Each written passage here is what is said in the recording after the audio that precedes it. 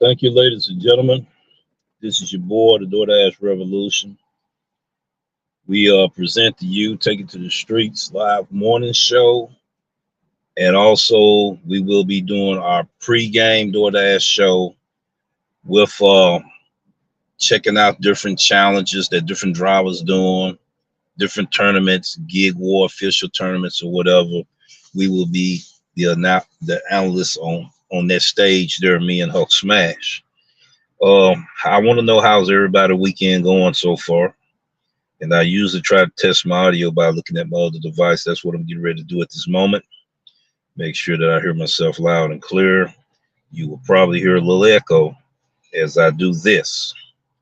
But this is how we also make sure we can hear. You will probably hear a little echo.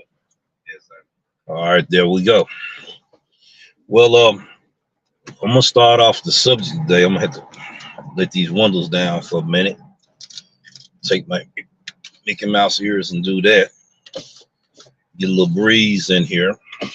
All right. Try to find a pretty good shaded spot. I don't know how long it's gonna stay that way here. We're dealing with the sun and all of that. So let me adjust these right quick. And yeah, that's more like it. I had a customer that let's see, can I pull it up? I had a customer, we had a conversation.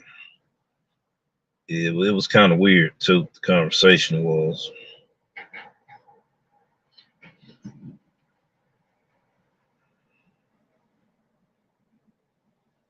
It was weird. It was really weird. So I'm trying to see, can I find it? That look like part of it. They don't look like all of the conversation, but that do look like it.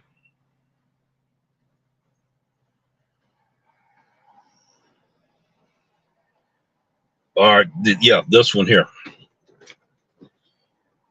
I went to chicken coop. Went there to get the chicken and everything. Customer said that they wanted some cake, and would I be able to get the cake for them? I said no. Let me get in touch with the rep and everything and see is it going to be able to get the cake. If not, you probably going to have to call them. I know I'm not going to be able to change it on the DoorDash app and all of that. And she was like, look, I want my cake and I know you can get it. I said, no, ma'am, I'm not going to be able to get it. If you have not ordered it already on the platform, I'm not going to be able to get it. So about time I got ready to go in there,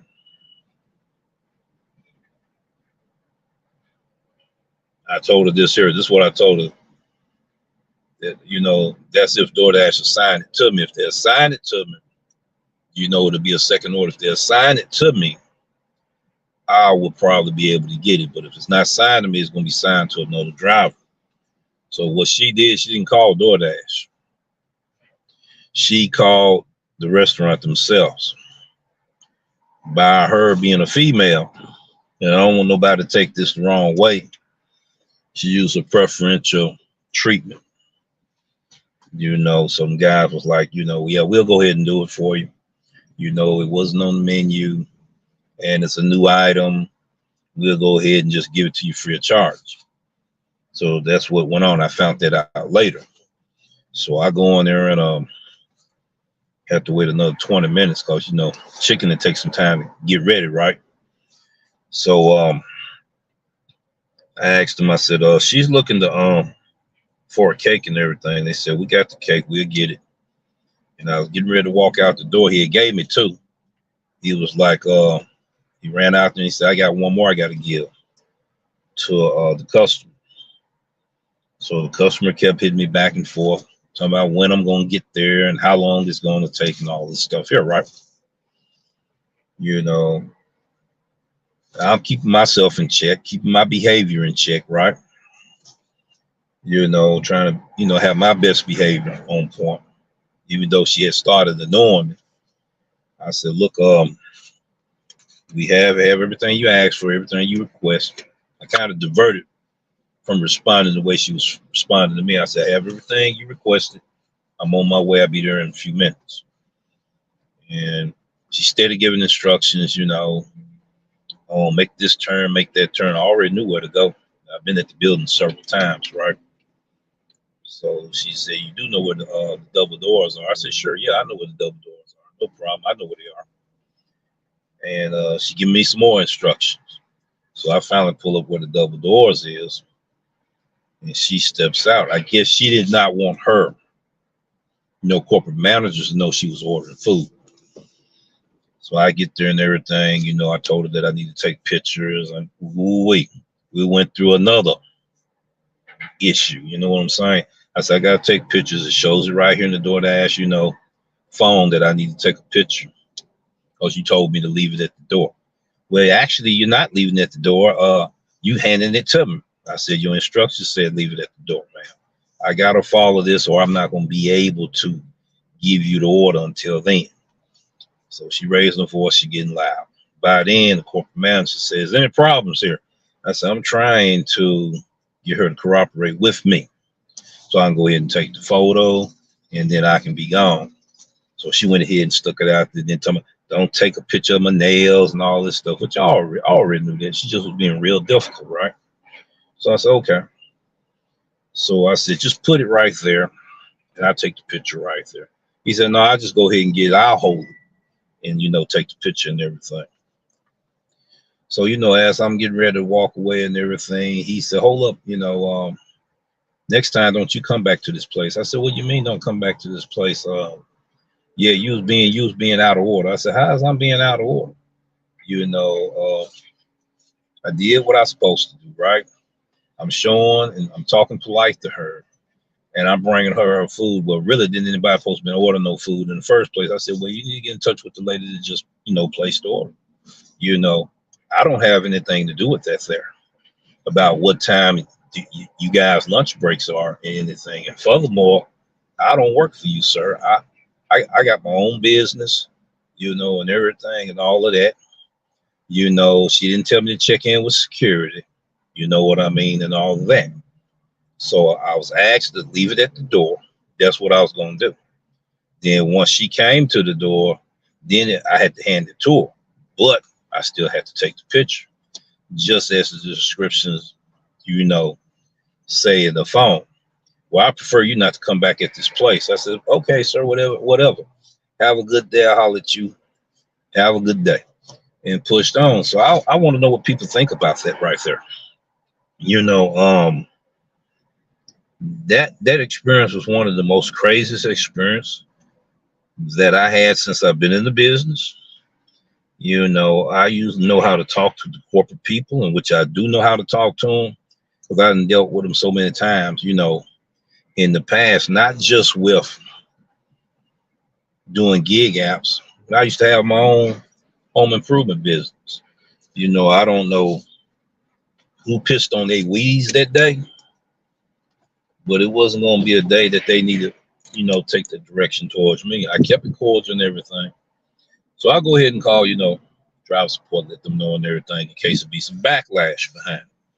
But it was no backlash. It wasn't a tip, on it. Usually when you have situations like that, you usually don't be a tip. I was doing EBT.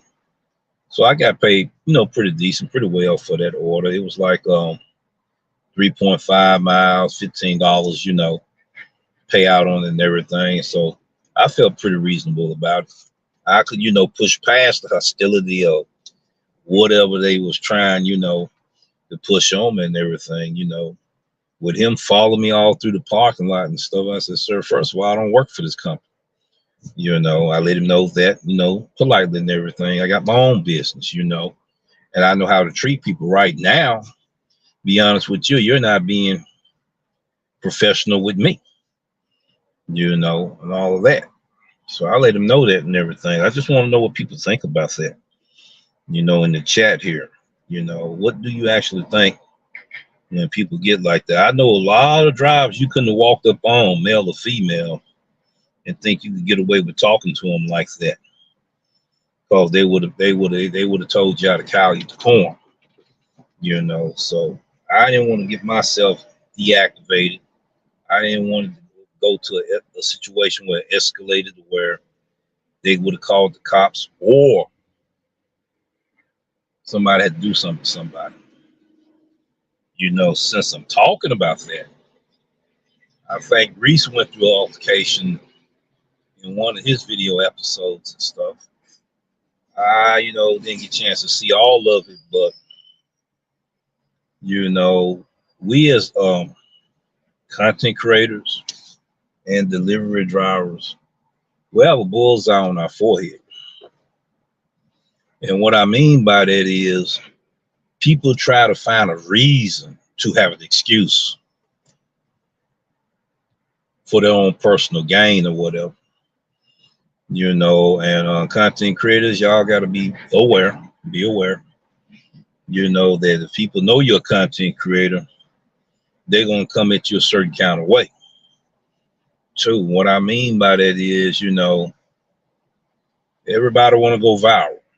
We talking about TikTok. We talking about Instagram, whatever social media platform that they do what they do. And they think they can get, go viral and get some money behind it, off of your credibility, off of your critical, your status. And next thing you know, now you got to get a police report. Now you got to file this and file that. Now you got to sign some papers. You know what I mean? So the more and more as YouTube get more popular, and you already can look at it on TV. You can actually put it on YouTube TV and all of that. And a lot of people letting this stuff get to their head. So when they see a content creator, and they may try to stage something with you so they can go viral.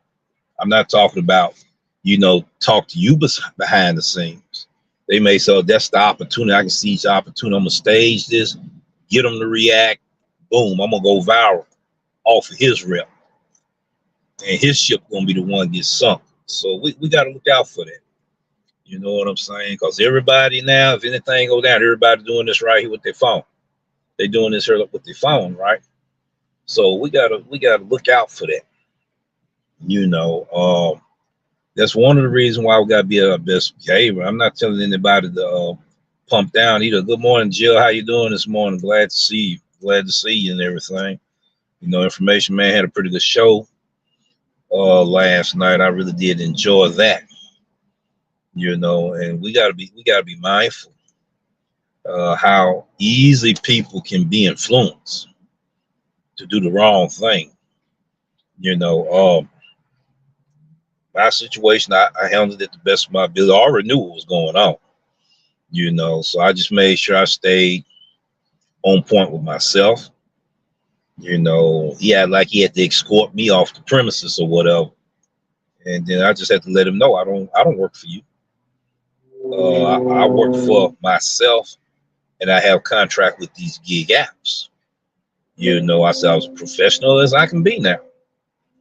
I don't need you, really walking me to my vehicle. I know how to walk to my own vehicle and stuff. He said some more stuff. I just drove off. People will do that. Yeah, it was very informative. It really was. It was very informative. I hadn't seen anything like that since Jim Jones. I was shocked to see that happening. But we have been told those things was gonna happen anyway. So we must not be 100% shocked when we already been told that these type of things will be going on in our work. But I was still shocked about it. Huck said he's in the backstage. Okay. This is what we want to get to because he got some interesting things. I'm gonna let him do the talk. Let me get him in here. Let him do the talk. I'm gonna let him tell y'all. This should do it right there. Add him to the stage. He should be in here now. So hello, George. How everything going? I'm pretty good, pretty good. How's everybody doing? How's everybody in the chat? Everybody doing fine, brother.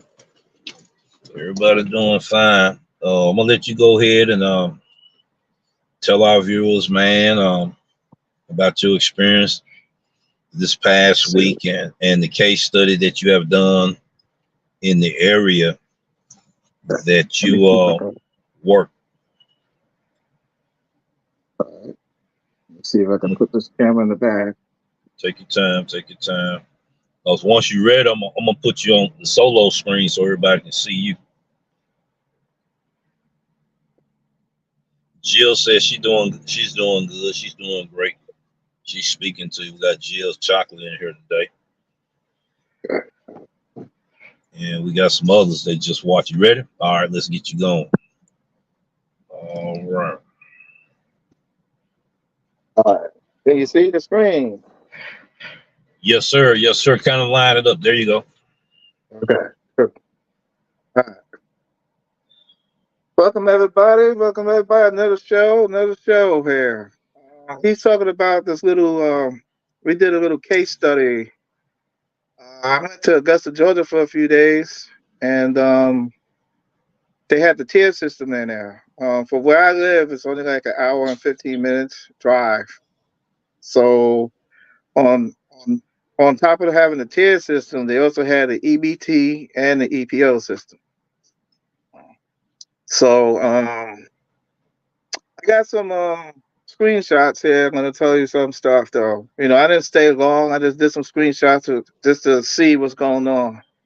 So let me go to my album here. All right. First case study is right here. Okay. Everybody can see that?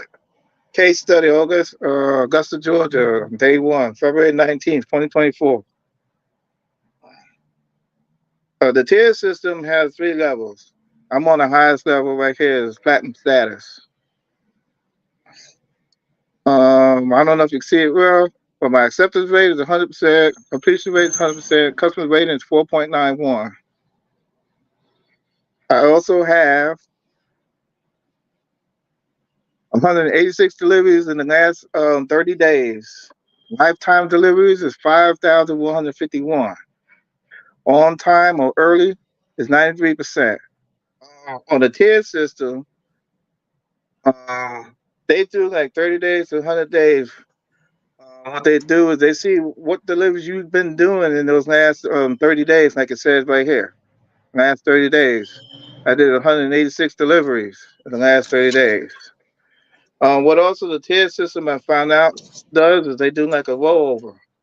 It's not like this the regular EBT or the regular diamond system. Like like if you want to keep your status of tapped, being a top dasher or whatever, you just have to have 100 deliveries, within that month, and then your stats gotta be, 70% or better, and your customer rating and all that stuff gotta be a certain height.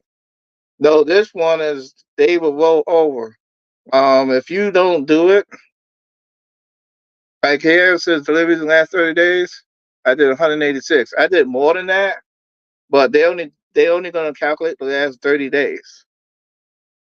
So if you don't keep that up, you might fall below to the other status. So you gotta keep that in mind. Over here it also says, I got VIP Dasher support, just like when you have Top Dasher. You get all that stuff, early access for scheduling if you want to schedule. You also have Dash Now, only on this tier. The other 2 tiers you don't have Dash Now. You have so it says priority access to Dash Now, but it's only on this tier system. Only on this tier you have it on the platinum status. That's the highest status. So go right here. Here's one of my deliveries I did. I completed. My active time was 1 hour and 28 minutes. Dash time was what be being on the platform was 1 hour 55 minutes. I did 4 deliveries. I did $26.06 within that hour. Let me see. Let's see. Go back. Go back. Go back. Go back. Where's it at? Uh-oh. I lost it.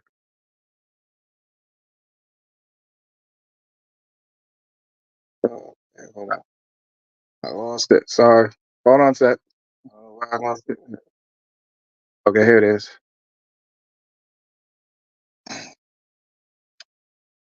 This one right here is on the EBT. This is the EBT that I did on a Monday. I just didn't get the right one that says EBT, but this is an EBT system right here. On your EBT, as everybody knows, EBT, you could go and when you accept the order, you pick up the order. Once you accept the order from wherever you are, they pay you. They pay you for driving to the restaurant. So if you get in any traffic or God forbid you get in an accident, that's the worst thing. Or this heavy volume, to slow down or whatever like that. Or you have to rock with construction. There is construction where I was at. Some of the places, so you have to reroute yourself because the GPS will take you one way. You have to figure out your own way sometimes because the GPS, is not up to date with the construction and the detours because it takes a while for them to get updated with that. So they will take you from when you pick up the order to when you actually deliver it to the customer. So this one right here is another one I did. See, it's earn my time. I did 2 hours. It was another one. I did the lunch rush. That's the lunch rush there. That's 10:59 to 1:55 p.m. That's the lunch rush. Um, I'm still learning that market, but I did 2 hours 47 minutes on time, on active time, 2 hours 56 minutes full time. Just be online. I did 7 deliveries on EBT. So that was that day. There's really nothing going on that day. It was just normal orders and stuff. Um,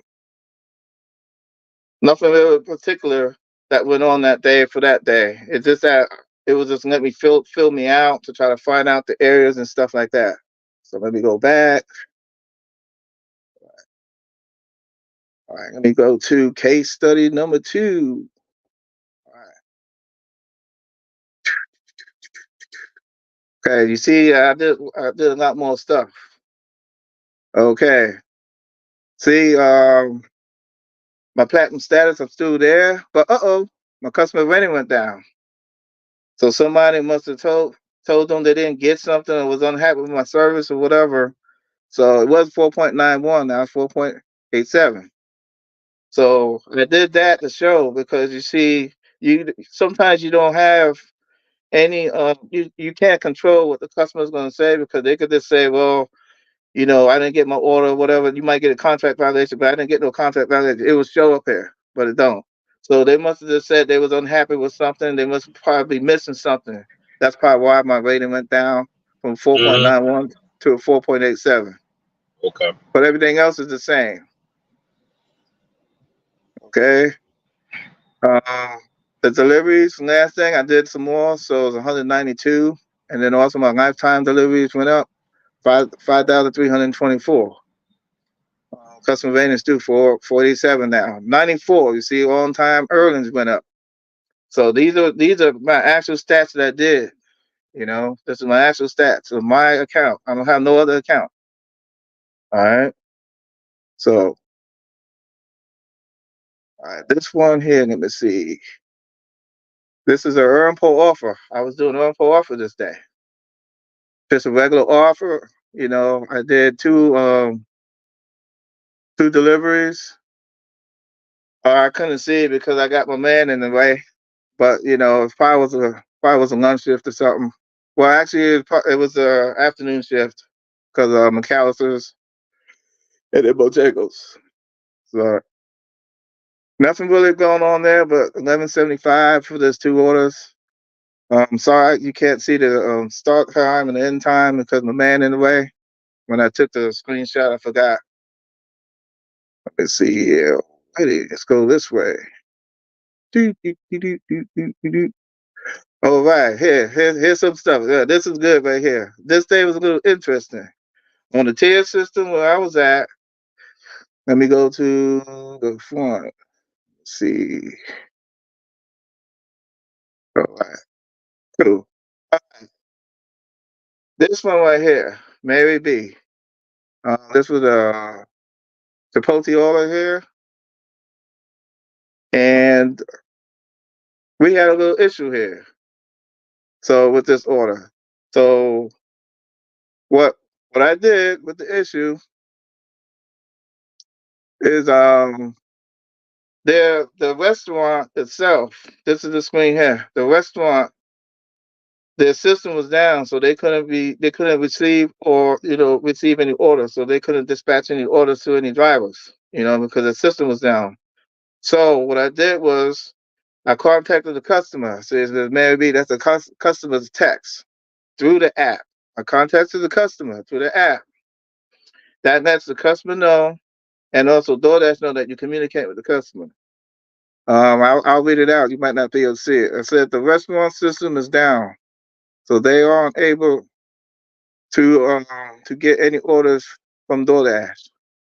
I also wrote, I'm getting ready to call DoorDash support on my end to let them know of the situation.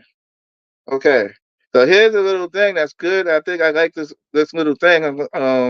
But DoorDash did for this tier system here for this zone for this market here. Now, when you ask for help, you hit the little help button in the top right hand corner, right? Well, on this one, when I did that, this screen came up. Okay, see, that's me. Hi, George. Okay, it asks you 3 questions here. I'll read them out. What pickup issues can we help you with? Number one, store has an issue. Example, store is closed, order is not here. Number two, example could be, I have an issue. Example, red car issue, too many orders. Number three, the final one is safety issue. Example, report an accident. That's important. So what we had was an issue with the store. So I clicked on where it says store has an issue. So here's the next screen.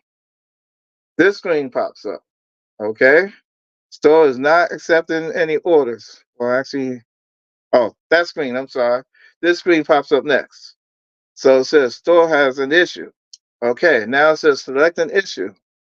You got a few categories here you could do. You got store related issues, you got cannot find the store, store is closed, store is not accepting orders. Then you have underneath order related issues. Order is not here, and order has long wait time, item unavailable. Okay, so what the store was is it couldn't get any orders because the system was down. So well, I hit store is not accepting orders, which is true. They can't accept orders if the system's down. So I go to that screen. See, it says on the top, store is not accepting any issues, any orders. Okay, resolution option here. Okay, here's the resolution option it says here. Sometimes stores runs into issues and they cannot accept orders. You can unassign from the order and move on to the next task. Okay, it says I click unassign with no pay. Your completion rate will not be affected. Worry-free unassigned will protect your completion rate for this pickup issue outside of your control. So I hit the red dot where it says unassigned order. I still never actually talked to a representative yet. I'm all going through the app on those prompts. But here's the next screen. Okay, here's this. Unassigned order. So it's not accepting orders. Tell us what happened so we can make the pickup experience better for other dashers. So now you're just going to tell what happened so then they could just get it out of the format because they're just collecting data. So if they see the same stuff going on, they're going to try to process and do something else to help out the dashers as well as part of the merchants and the customers. Okay. Select the reason that applies. Store is having issues with their system. Store is busy, other reasons. Okay, we already know that the store is having issues with the system, so I click that box right there. But if it was something else, you can hit other reasons. If you click that box, then a drop down box will come underneath that, and you can just type it in. You type in your reason, and then you hit confirm on the sign. When you hit confirm on the sign, then it goes away. Your thing will go away. So all that right there was less. Well, that was about a minute. It took me about a minute to do all that, and we didn't have to talk to support. You didn't get your ratings and anything that got hit. The customers already informed. Plus, when you went through that props, the customer's going to be informed too, and Doordash is going to reimburse the customer. Okay, and that was this one right here. So that's different than we have in my market, my actual market I really work in. You know, when you hit the little help button there, it was a little question mark in the top right hand corner. It doesn't do that on that screen. That's why I like that little. Me, I like that because you don't have to worry about waiting. You know, to get customer support or VIP support Right. or anything like that. You can just go through the prompts if you know and stuff and do that. And it takes it took me like a minute. I just was slow so I could read everything. So it took Okay. me no more than a minute, and then I got an order right after that screen cleared. Okay, so here's my final thing I did that day. Um, I did on EPO. EPO. This is the morning one because it's from 7:20 a.m. to 9:07. That was breakfast rush. I did an hour and 33 minutes. This is on EPO. For active time. Dash time was 1:47. I did 5 orders. Only made $24 that day. So far, the day before, I made better doing EBT than I did so far on the breakfast on EPO.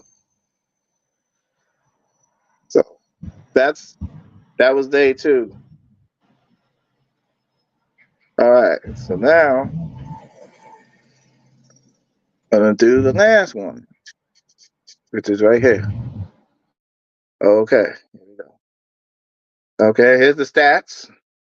Okay, for day 3. All right, everything's still the same there. All right, but you're gonna see something different. So you know that I had things. See, lifetime deliveries changed. Also, deliveries in the last 30 days changed. On time, early rating is still the same. Customer rating is the same. Completion rate's the same. Acceptance rate's the same. So those are the same, but these things different. So let's see here. Let's see, okay, here's the breakfast. I'm on earn by time. This is the end shift right here. I did 1 hour and 45 minutes active time, 1 hour 57 minutes full time. My active time is close to my full time on watch, so $35.21 for 6 deliveries. That's not bad for EBT in the morning rush, for breakfast. I don't think it was bad. I think that was real good. So, all right. Okay.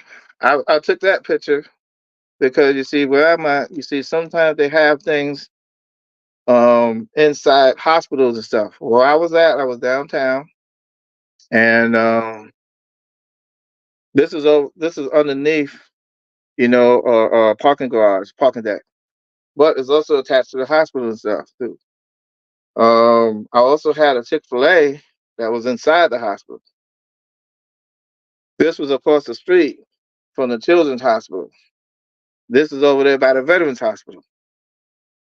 So sometimes when they have orders, it might look strange because it takes you to like a weird building, like a hospital stuff. But you got to call. If you've written down, I called the store to see, and they said we're in the children's hospital or we're over there in the park there.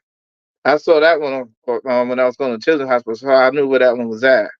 But the Chick-fil-A one, I didn't know, so I had to go and call them because it kept sending me to the hospital. So that's why I took that picture, because sometimes you might have things inside other places. So let's see if I got that. All right, this order right here. All right, there's a 13 active time from which you complete the order. This is on EBT. The reason why I says EBT, so from when you accept to when you complete this offer. I took that picture just to show things that, this is a stack order right here on EBT. I never had a stack order on EBT, so it's a little bit of experience for me. I had stack orders before, but on EBT, where I'm usually at, I get one order, and then as I'm going, I'll get another order, and then as I'm going there, I'll get another order. But I don't get them at one time on EBT, so it was the first time I had that. But EBT does do stack orders, and it was a little difficult for me. DRAV helped me try to figure out what would be the payout, because since I'm working on EBT, the payout's a little different to try to calculate. So when you get like when you get a stack order or triple stack, it's a little bit more difficult to calculate because they put everything on one instead of having them separate. Then you could calculate like D-Rev already showed, on his previous videos how to do the calculation. Now you got it at one. You got it all at one. So that's why I did that one. And that was the payout for that. D-Rev and I said it was about 725, 750, and it was 779 for that order. So we was pretty close. We wasn't that far off for us doing it. You can see it says Zaxby's and McAllister's right, McDonald's right there. That was the same order that's right here. You know, I wasn't on no peak pay, so I was kind of running like an EPO. So I was just getting it up. Plus, I was downtown. I was downtown.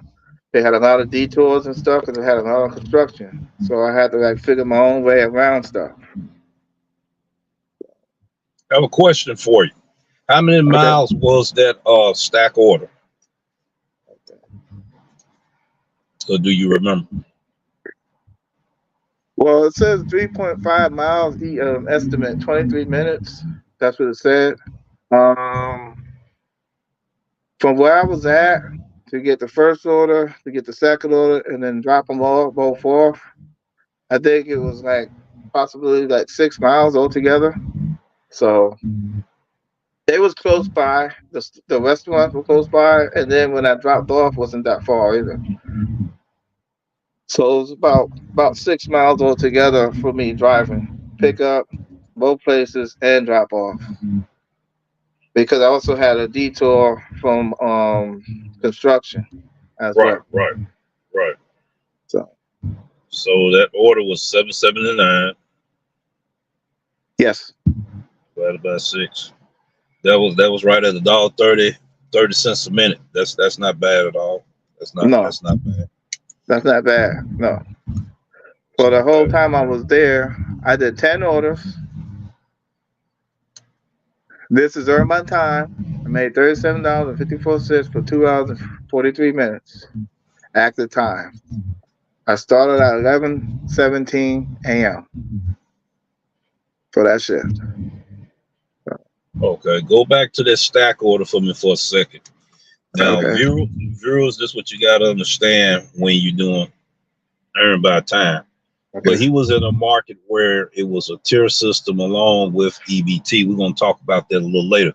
I have some questions for him, and then when we go in the Q&A session, you can see I already typed some questions. That's how I would like to see it on the screen. When you have questions, to type it like Q1 and then put your question there, 2, 3, put your questions there.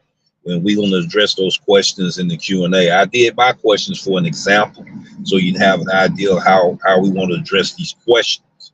Now, with this order right here, it was a stack order. All right. And when you dealing with earned by time, you're getting paid a prorated amount per minute. So how much was it? The pay for active pay. Do you remember? I think it was 12.50. I want to say it was 12.50. Oh, active pay is right here, 13. It was 13.50 or 13. No, 13 even. 13 right here. 13 Active even. hour pay. Yep. All right, ladies and gentlemen, to figure out the prorated amount per minute when you receive an order like this, you can see what is your minimum amount. This is what the mathematical calculation was about. So $13, right? Mm-hmm. We're gonna erase that out. And I may have, blow the solo screen up on my end. $13 Yeah, go divided ahead. by 60 minutes. And let me do this right quick.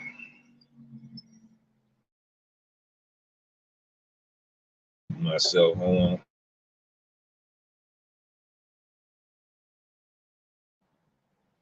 All right, I'm back off.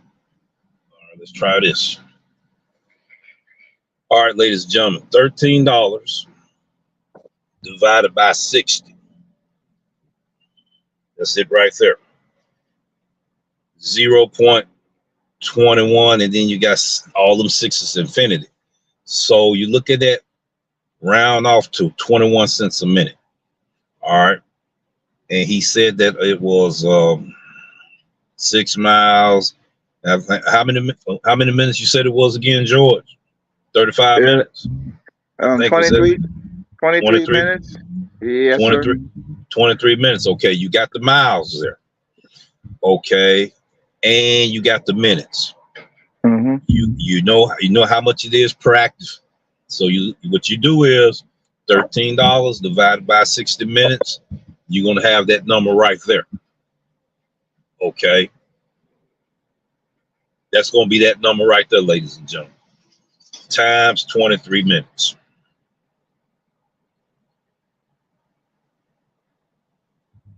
And it was like $4.98 was his minimum, but he did more than just 23 minutes. That's the minimum you can make. You can always make more.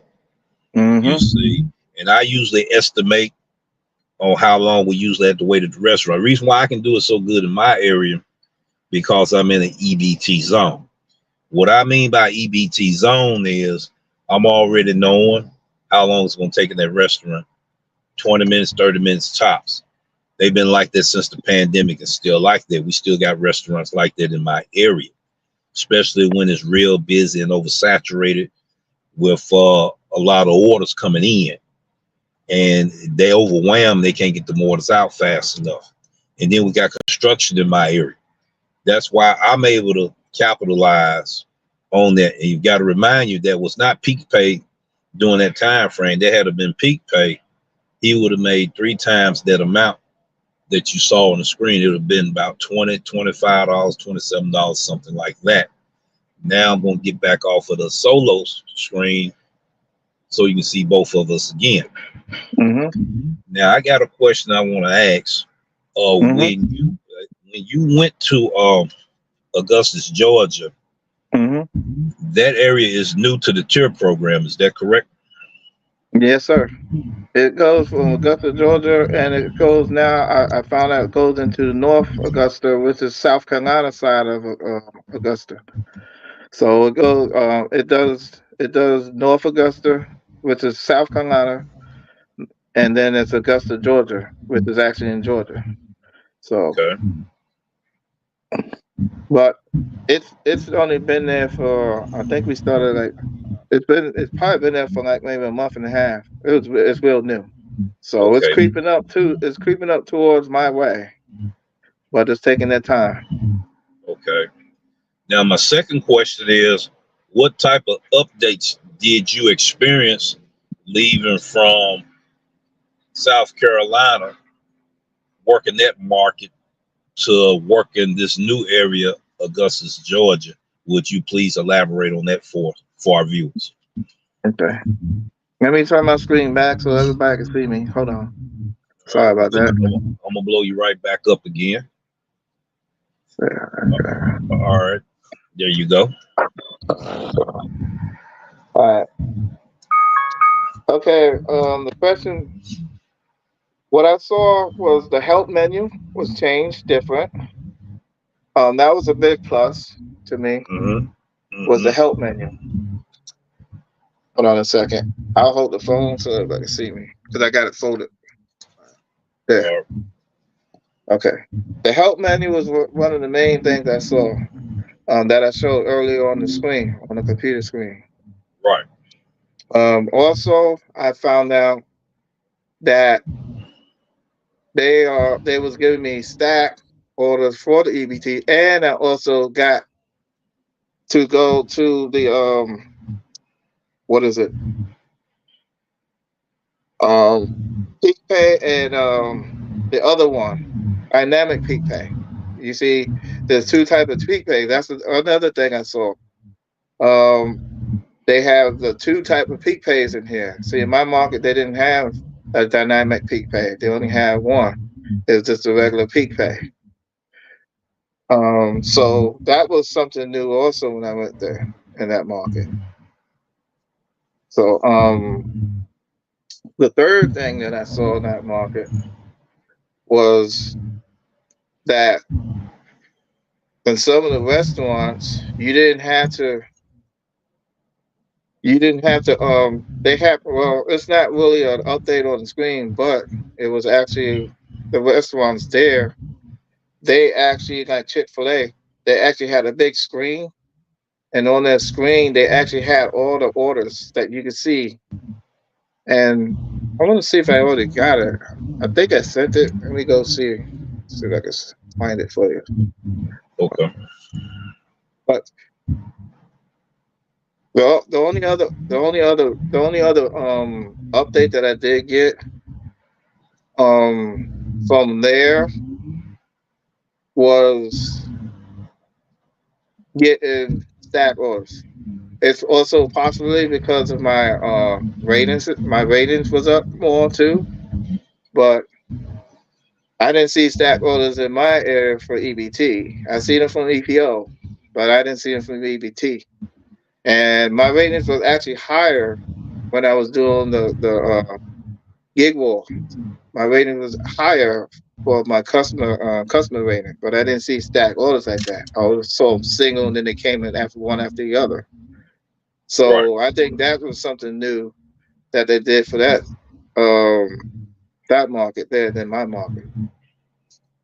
So Okay. So you didn't have any updates on as far as you have to take photos for confirmation and anything like that. That was you already had been already updated for that, so you didn't have to see that as newer updates when you enter that newer market. actually, I didn't have to take no photos. I didn't have to take no photos at all for any of my orders for the receipts. I didn't have to take any photos. I just do that out of just, to show the customer I got the right order and everything, and it's sealed. I do that just to show the customer that the bag is sealed and everything, and here's the receipt that comes with your order. So then, and then I tell them I'm on my way. So I didn't see that yet, and it's not even in my market yet that I saw. I didn't get it to my phone yet. You know, All right.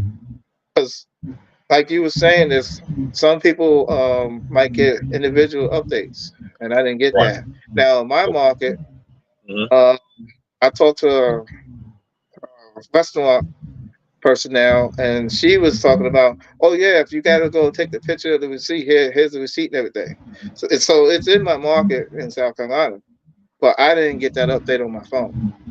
Yeah, that's So individual. Yep, yeah, so that's that's an individual. individual thing. So right there, when you was explaining about individual updates, that's an individual update. She said it because she thought I had to take a picture, and Right. that was 2 days ago. 'Cause I was Okay. home when I did that, and I was like, no, I don't have to take a picture. The only thing I had to do was just grab the food and just confirm the order. That was it. So I confirmed the order in front of her, and then I just left. So So while you was in this newer market and they just now rolling out the newer program, which is the new tier system, where you're no longer a top dasher, but you're a platinum dasher, but you can also still work the EBT program, which means they still doing updates, ladies and gentlemen. The update is not complete. That's why he was able to experience both programs in that market. He was able to choose if he wanted to be on EPO on earn by time, and he can also do EBT. And they roll in the earn per offer into the tier program. So they still got updates to do. So he's able to work both programs. That's the reason why he's talking about both programs. How you doing today, Charles? Glad to have you here. Hold on for a second. Let me see. Can I? Okay. Let's see. I'm gonna have to do it on my phone. What I was trying to do. Sorry, I had to leave for a bit. That's understandable, Terry. We all out here. We working, and we got to make our money. We understand that. We sure appreciate you being here today. We are really in the Q&A section. I'm asking certain questions, and we being able to explain what went on in our case study that we are doing. He went to a market that is newly a market for the tier program system, and we was talking about how he was still able to do EBT and also can do the platinum, program as well.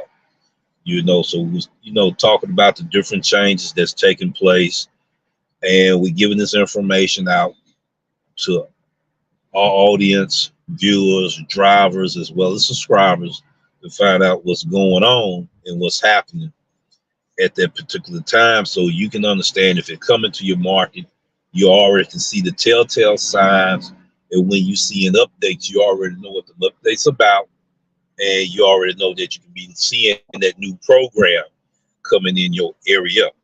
And that's the reason why we did a case study, so people can understand what's happening and what he's experienced there. Will all markets be like that as it roll over slowly like that, or once Doordash done modify the program, they might be done already said, look, we're gonna do it along the way. And then the next thing you know, boom, the program come all of a sudden.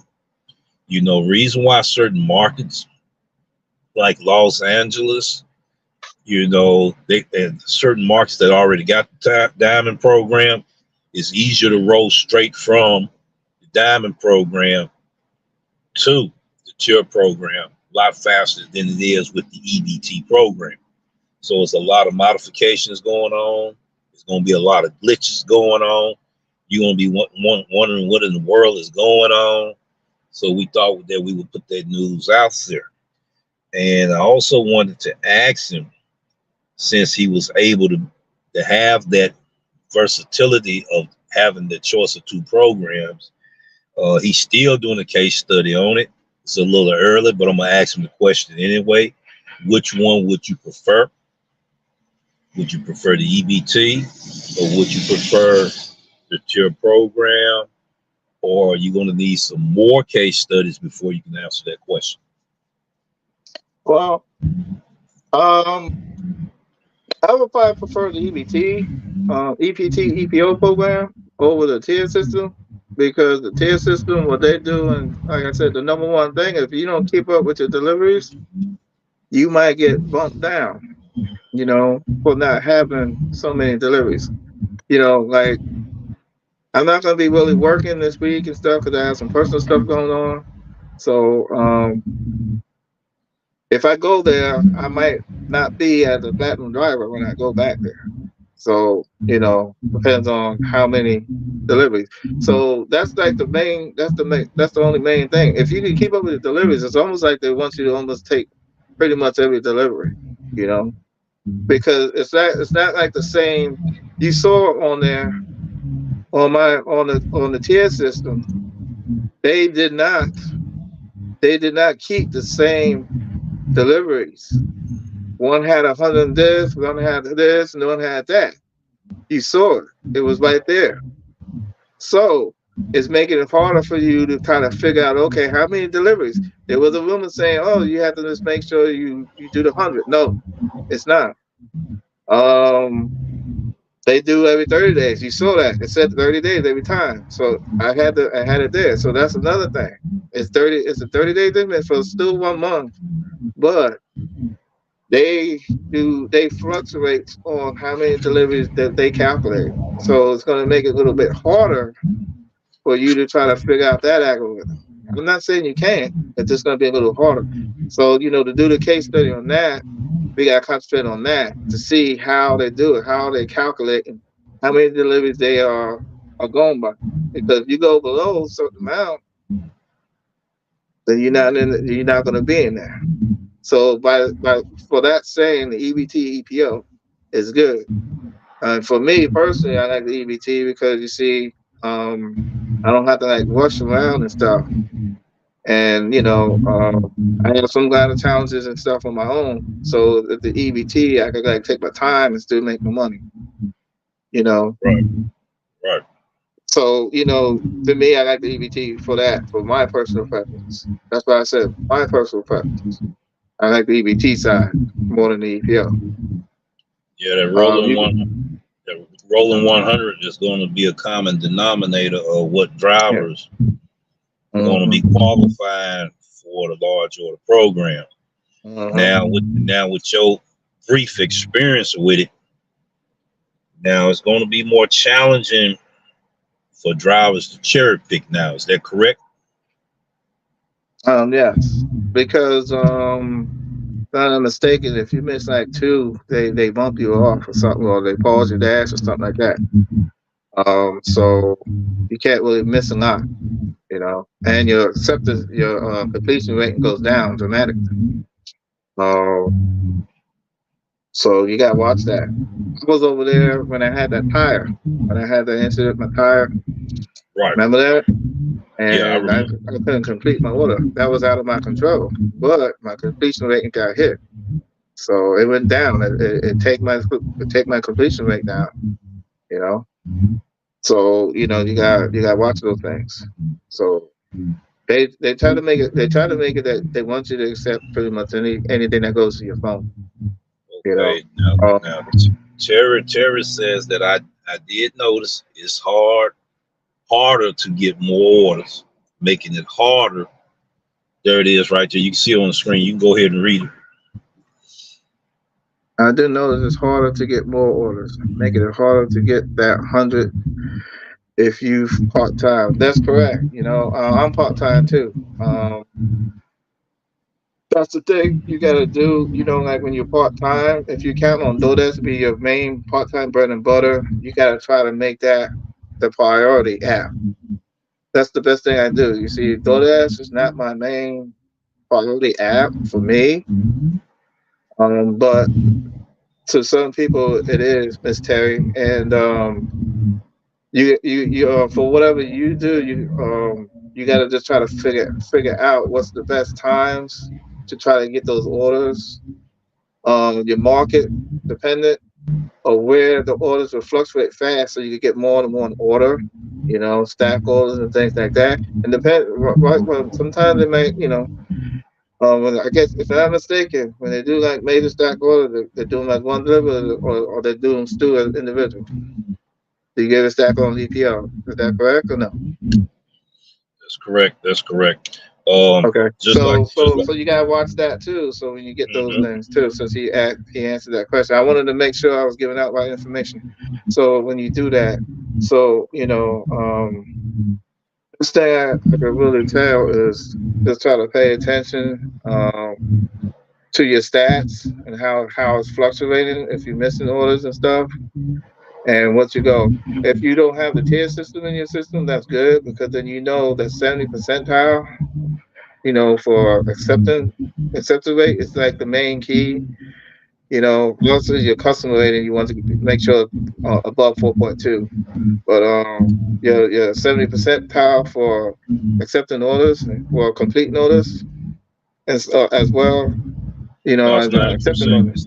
It's 90% for completion. Yeah, 90% for 70% for accepting. AR. Yeah, yeah. So make sure your acceptance rate is at least 70%, so then you can get the decent orders in your market, whatever that could be. You know, whatever programs you have in your market, could be your diamond program, your LOP program, and you know you might even have the tier system, but you know that's a little bit different, because then you have that rolling 100 thing.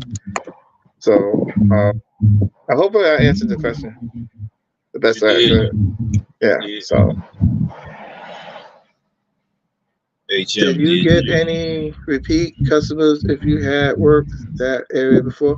Yes, I noticed I had like 2 people that was repeated customers when I was working there. So you know that's a good thing. Repeated customers, they knew me. We was chopping it up a little bit. So I did see some repeated customers for the short time I was there. So. And Terry also said, I do know my market, thank goodness. Yes, you're going to have to know your market. You're going to have to know what's going on in your market. And you're going to have to know what's happening in your market and which markets cater to the best apps that you work in also. So with this program coming into effect is going to be more difficult for drivers to cherry pick. Plus, it's going to be more difficult for drivers to multi-app as well. You know, I was asked a question last week on EBT. You know, I was asked, you know, about multi-app. Would I multi-app on EBT? You know, earn by time feature. No, not on earn by time feature, but on the EPO, earn per offer feature of the EBT program. I could utilize the EPO a lot better when it came to multi-app versus trying to do it on earn by time. And you got to be careful on some of them EPO orders, because some of them have wait times as well. Just like Terry said, she put emphasis in there that is all about you knowing your market, knowing what's going on in your market, knowing what's happening in your market, and the percentage of what you be able to do at certain restaurants in certain zones. And being able to identify, especially with the EBT program, being able to identify your earn by time zones and your EPO zones, earn per offer zones. You know there are two different zones for both of them features. And Mm-hmm. once you begin to understand that, that will shed some light on you discovering the truth, how you can be able to juggle from one to the other to maximize your earnings. You know, where one was doing real good at one moment, then it slows down. You may have to switch features. In order to switch features, you're gonna have to switch zones. To switch zones, you're going to discover that truth for yourself. How do I go by switching it? In the app, it would ask you to switch. Then you got Dash along the way. So that's where you're gonna have to test those two features out to see what works for you to maximize your earnings in order to make a profit while you're out here getting paid, you know, prorated amount per minute versus you getting paid for the order of higher tips from customers. You know, so the biggest. Also, Go ahead, so go ahead, go ahead. also Go on ahead. that, like if you have the EPO and the EBT program and it has that, like when you first log on and stuff, you see both of them. If it automatically hits you to EPO and then you try to hit EBT and it hits you back, that means that's the EBT zone and it's locked out. So that's kind of like an indication too, that okay, my zone right here is has a lot of drivers on the EBT program. So this must be EBT because it locks you out because it's switching you back, defaulting you to EPO versus you trying to hit EBT. Now you can try to toggle off and do it again, and maybe the driver drops out or whatever. But that's a indicator there too. So when you go to your different zones, you pop in different zones, and then the thing switches you by itself. When you try to do one and switches you to the other one, then that could be an indicator. Then that could be that strong a zone for EBT. So then you'll know, okay, you just found out, okay, this is the time, okay, like lunchtime or whatever. Oh, this is the time that a lot of people do EBT. So I had to come there earlier just to get on EBT, so then I could be on there or something like that. So Right, it's good strategies to try to help, maximize your maximize your earnings that way too. right, right. Now notice he talked about earlier about he was starting to receive stack orders on earned by time. Now a lot of these things, once your ratings are higher, you're gonna see certain updates that other drivers not gonna see, or other drivers gonna see updates you don't see. That's where the individual updates come in there. Is factored in due to your ratings. So that's the reason why in some markets drivers are getting certain preferential status over other drivers, like peak pay, for instance. He mentioned scheduled peak pay, and he also mentioned dynamic peak pay. Now that's a new update that just recently occurred, and I want to be able to share a little bit of that information with you on looking at two videos that's going to be able to help you. I did a video on that. And one thing about me, I don't mind passing information and resource. This is a hub where we give information and resource. Where I did my research or who I got it from, I also provide that information as well. This is what I'm getting ready to do now, if I can pull it up. Okay. I'm gonna have to do it in my studio. That way, I won't have to wind up playing the video, but you'll know where to go. I'm going studio and pull it up so you know what I'm talking about. It was probably my last live stream if I can pull it up. It's acting up now.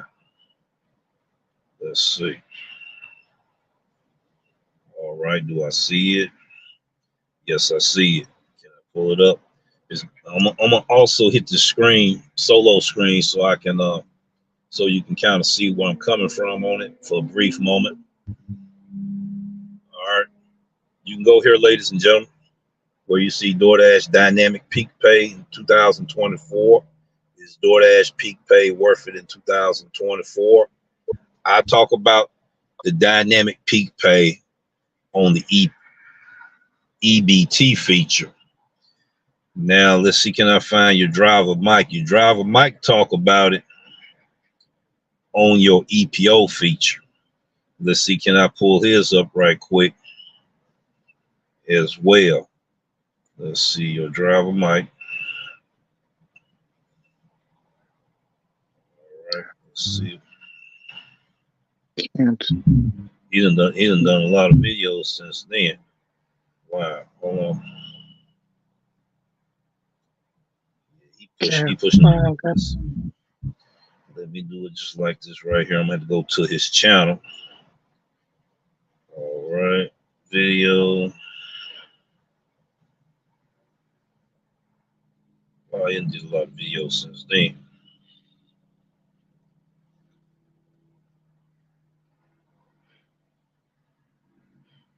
Man, he did a lot of videos since then. But he talked about it also. But you can check my channel out. I actually show where to look for it. Look for his at on my channel. And he talks about the dynamic peak pay on earn per offer. I talk about it on earn by time. Now, the difference in earn by time is when you in earn by time mode or feature, your peak pay is going to be higher for earn by time than it is for earn per offer. For instance, if it showed me $11 on earn by time, it's going to be $5.50 earn per offer. So when you're looking at these different content creators, you got to pay attention to the keywords that we use for you to know if it's earn per offer that we talking about or is it earn by time. You know, in the earn by time program, you know, that's what you're going to have to pay attention to. More new comments than came in. All right, new comments then came in. Peak pay is nothing but a lure to get drivers out there. Go ahead and read that for me, Hulk. It says peak pay is nothing but a lure to get drivers out there. You get out there for peak pay and you get no orders. Well, it's like the surge on Uber, you know, like Uber surge. When they surge, and then because they need drivers because the demand for the product to be delivered is higher than how many drivers, so they'll do a surge. Peak pay is like that, so you got to treat it like Uber. But if you never did Uber, then you might not understand the surge from that. But that's the way I can explain it. Sometimes if you follow the surges and stuff, you don't get them because so many drivers get in, then it goes away. And that's probably what happens too. You know, peak pay, when you get to the area, there's so many drivers, you barely get maybe 1 or 2 orders the whole time. What I do sometimes is like, if there's like, unless it's an area that I know that's real popping, I'll go on the outskirts of where the peak pay is and get oil. Because while everybody's over there trying to chase the peak pay, I'll be on the outskirts getting all those orders there. And my time will be still making money while they're just sitting there waiting and then pitching orders back and forth between each other too at the same time. So I'll be getting on. So you got, that's what Terry was saying, Ms. Terry was saying earlier about knowing your area. Well, that's what you got to do with the peak pay too. You got to know, okay, where's this peak pay from? What area that is it a good area, bad area? Well, you know, and all these drivers go there, then you're gonna be in competition with all those drivers because you don't know what their stats are. So when they go there, you know, your stats might not be as high as some of the other ones. So you sitting there. So while they're there, you go to the other zone since they're there, and you get all the orders there. So it'll be a win for you. So that's what I do.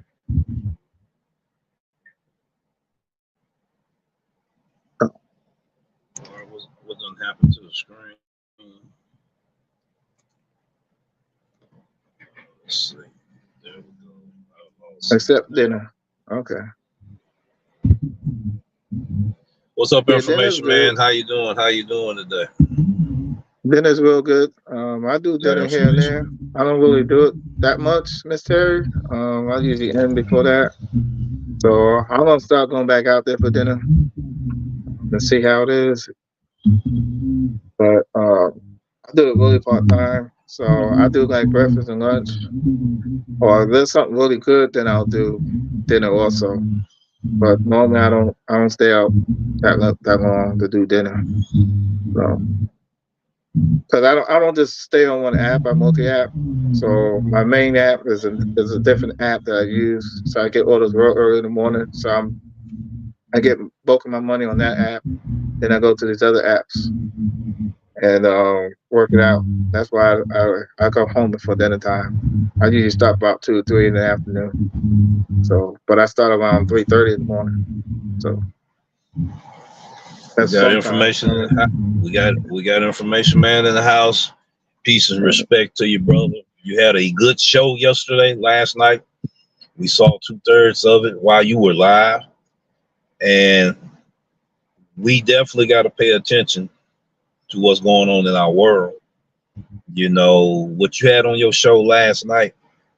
Remind me of what happened back in the '70s with Jim Jones.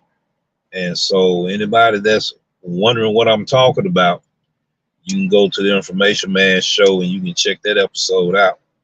You know, he come on Sundays evenings and everything, and that was another great show, great and powerful information, and we definitely respect him for doing that.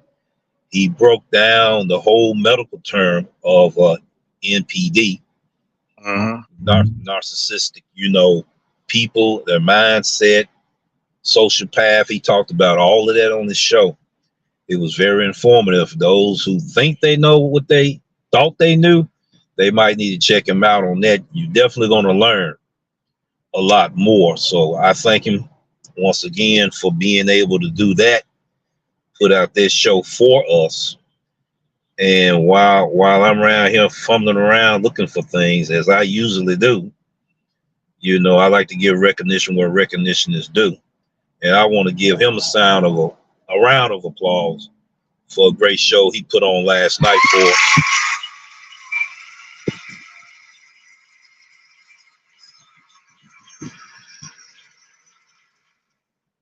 Once again, brother, peace and respect, and we thank you so much for that. But she's right when she's talking about that peak pay. I experienced that what she's talking about a year ago.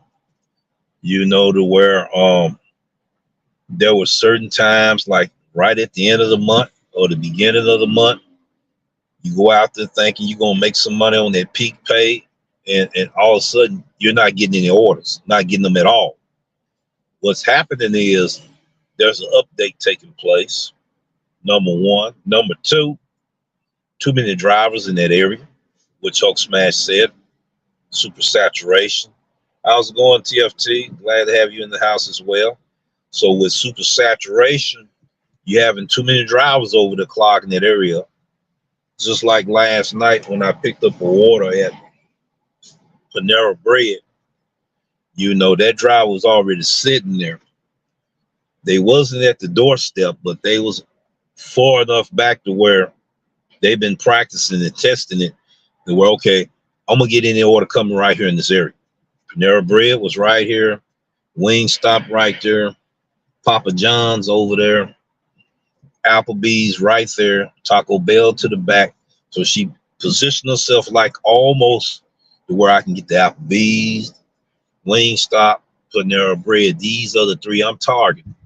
Okay, so since she's supposed to have been the closest in the same proximity of those three restaurants, the orders was coming to her first. So what she was doing is, okay, this is what I don't want, boom. This is what I don't want, boom. This is what I don't want. She's just pitching. Okay, I'm a good probably 2.5 miles away from her. I get the Panera Bread. I pull through. I see the little Cherokee, white Cherokee. So I just pull through. I sit there. I already got my EBT. I walk in, I check. They already told me how long it's going to take. I come back out. I wait till the designated time to go back in and get it. No, as soon as I hit that confirm button, Boom, she shot out like a track star out of them blocks, running and then getting that order. So you learn these things. The more you do this game, you play this game, right? You start learning the behavior pattern of your competition in super saturated markets, super saturated zones, super saturated restaurant where drivers at. That's what Terry was talking about earlier, knowing your market, knowing what's going on, knowing what's happening. You got to know what's going on around you. Besides just, oh, I'm just getting no order. No, you need to know what's going on. You need to be observant. By not being observant of what's happening around you, it's costing you money. It's costing you money. TFT is in the house. Glad to see that he's in the house today. Is there any more questions anybody want to ask Hulk about this case study? This is his phase one that he's doing.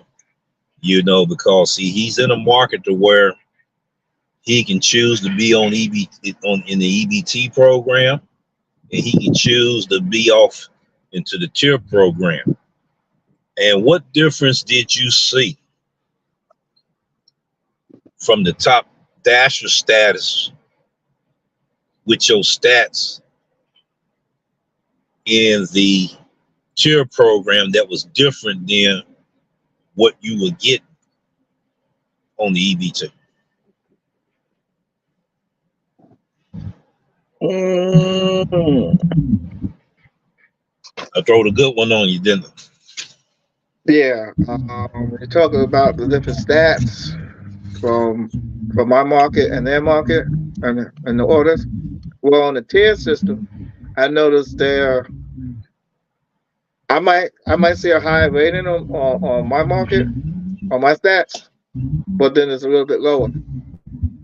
It's not that much lower, maybe 1% or so, or 2% lower than what my stats are here. So between the tier system and my system that I'm with at my market, the orders will fluctuate due to that factor. So I might on the EBT I might be getting all these high paying orders, but they have not as much, is because my stats is not as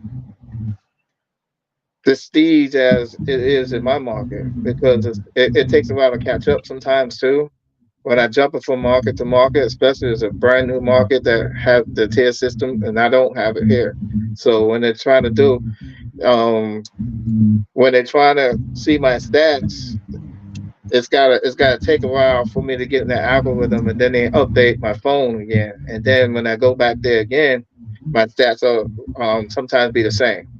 But at first they're not, because it takes that time for me to get back in the algorithm. So I do see different influx in orders versus being in Georgia versus being in South Carolina.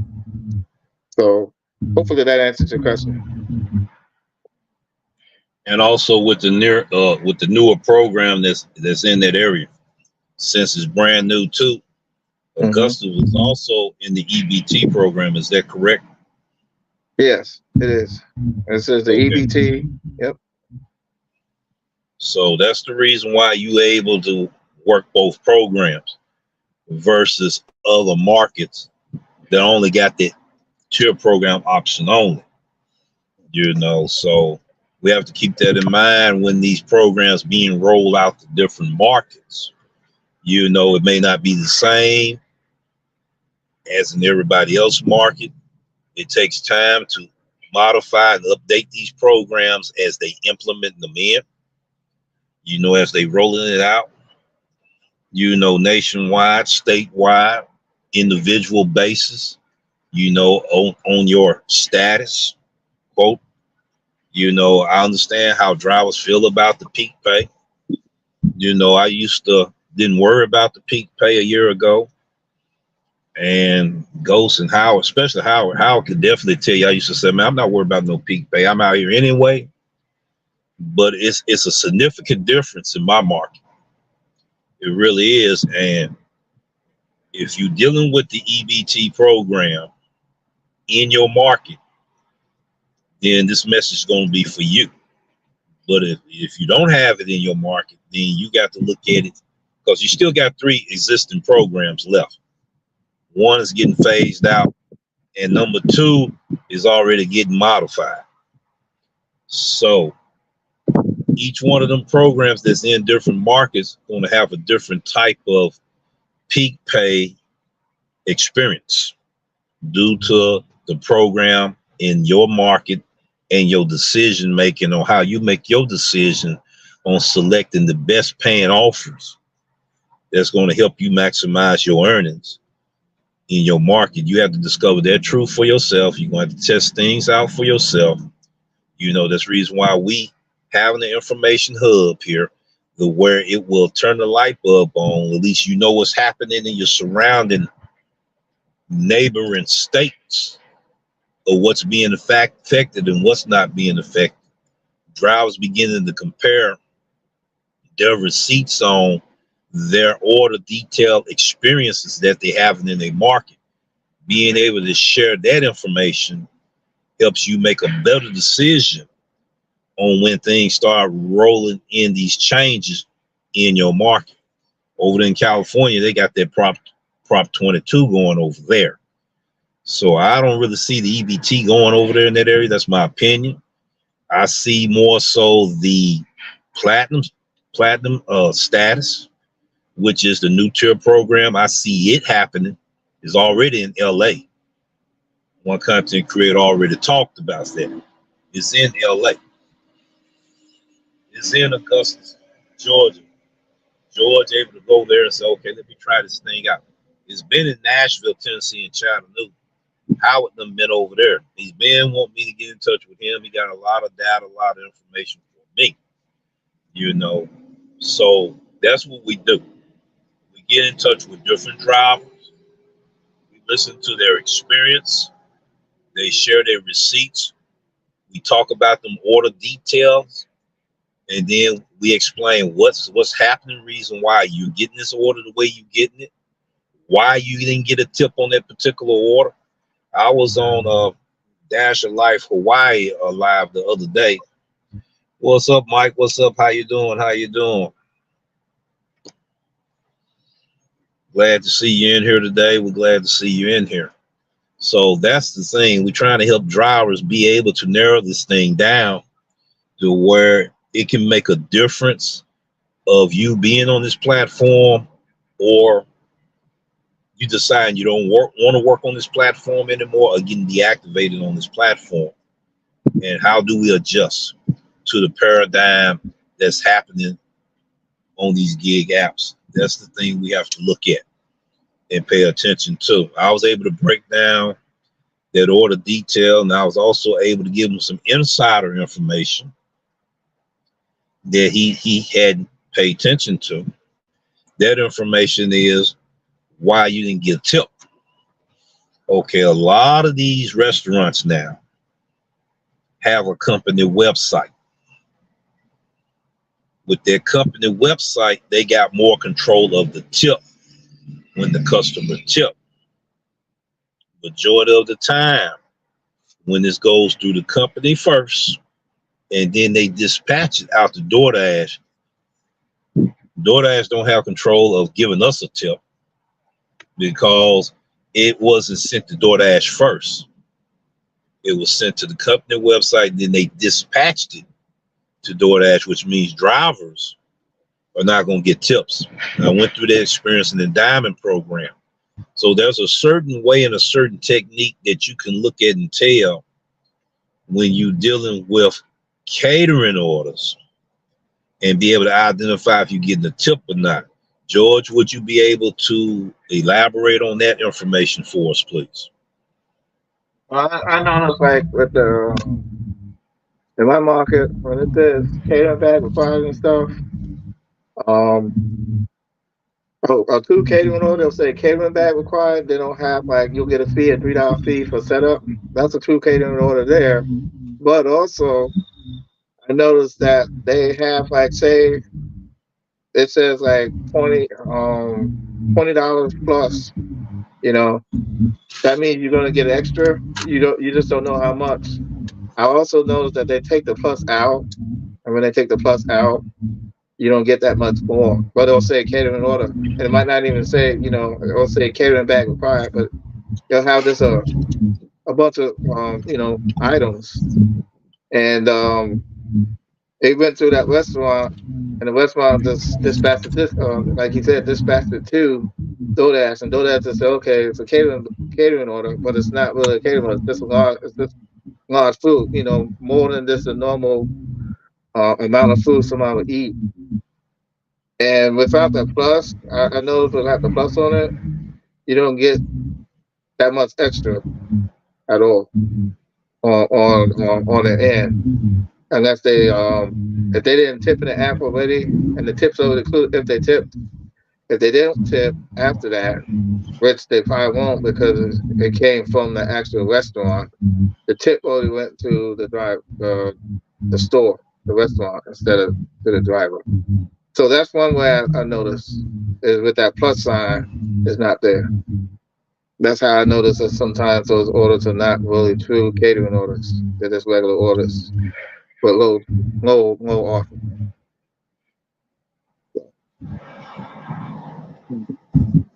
Now that is great observation that he gave you. That was some jewels he just dropped. Now the information I'm gonna give you is gonna be a little outdated, except for certain markets. Now last year in June, and it happened in September, it was a flat rate. It would be like $3, $7, $9, $11, $15, even as high as $17. You're looking at, okay, this is a catering order. Like he said, it didn't have a plus sign too. Even when I was doing the diamond program. So the thing is, on that situation, you're not going to, what you see is what you get. That's what you're going to get. So every catering order is not the same. And experience going to teach you how to be able to identify which is which. And he just got through dropping some jewels. They don't have a diamond plus on. You already know what's happening. And Terry said restaurants are also asking me, do you know what your tip is? Wow. Wow. That's letting me know right there. If they asking you, out of one or two things is happening. You at a place that you're getting pretty good tips. They trying to find out how much you get. So they getting ready to start implementing a company website so they can get them tips. Okay. You're going to have some restaurants going to start doing their own catering delivery. And they're going to make sure they get those tips. That's the reason why I said people, large order program that deals with these catering orders with these high paying rate payouts, it's going to change. Restaurants going to get back control of that thing. They're going to get their money. Their staff going to get the money. And it's going to be less money for drivers. So we have to very well know where to get these orders at now. Easy Catering deal with Doordash, deliver that and deliver. If you got them other two catering gigs in your city, in your market, shoot for them areas. Shoot for them areas. Yeah. They start asking that question. They ask me that question. That's the reason why I can tell you so good. When they start asking that question, beware, they finna get ready to make a change on how drivers get the tips at that particular restaurant, especially if it's a higher end restaurant. The pizza joints is the main ones that's definitely doing it. Is where I had my experience at. You don't get no tip at all.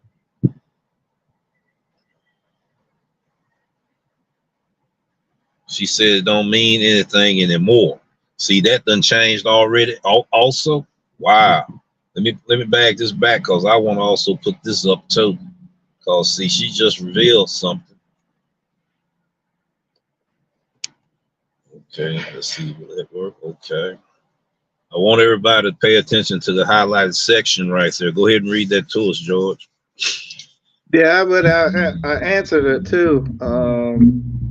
It says the plus sign doesn't mean anything anymore. I don't think it's a gamma. It's a 50-50. I responded to her. I'll read what I responded. You can highlight it too if you go down. After it Go ahead. says Terry Tipton, it's after this month, you'll see the response to her. All right, I see Um, that. Let's go ahead and I highlight said, that there. yeah, I said that's true because now restaurants are getting more involved with getting the tips from DoorDash drivers, and they they trying to get deals. I was talking to a merchant restaurant person, and they were saying that when like Papa John's, for example, I was talking to one of the Papa John's people. What they say is that if they go to my site, then we deserve the tip, and that's what we got from DoorDash. And they're using DoorDash to dispatch their orders out further than what their drivers do. And also, they're using DoorDash drivers basically, like when they show hand, because they a lot of times those places are short-handed. So they got in a thing for order that if we'll give you this money, but we get the tips. And that's what they were saying. That's what that one restaurant personnel told me, that they made a agreement with DoorDash because they give, they're charging them so much, a high percentage, for whatever they get, and they're using the DoorDash, So they said if they go directly to my site, then I get the tip, and go through my store, and then the driver just goes out in there and drops it off because they're getting their food to a higher, a more of a customer base, because their drivers don't go so far. So since they don't go but so far in the radius, the DoorDash driver could go further out. So that's the agreement that they were saying. That's what he said. You know, I don't know if all the stores are like that. Now I did remember one Papa John's. If I'm not mistaken, it was Papa John's. I was in another city, Orangeburg, and when I went there, they have it that the driver, the DoorDash driver, gets $2 for picking up the order for them. So they was actually helping out the driver. So this person was independent, but doing the franchise logo, but working independently in a way. So it wasn't on with the corporate. They would give the driver $2 for delivering their food when it goes through the DoorDash when it goes through the restaurant website versus the DoorDash. So when the customer orders directly from the restaurant, once you go in there, they'll give you $2 to drop that order off, the driver to drop the order off. Plus, you get whatever DoorDash gives you for your base pay. So I thought that was kind of cool. So that's a different market and a different little thing there. But some companies are trying to help the drivers because they're helping them. So if a lot of other companies could do that too, this place could be a lot more smoother because they're helping each other. So that I just want to put that out there.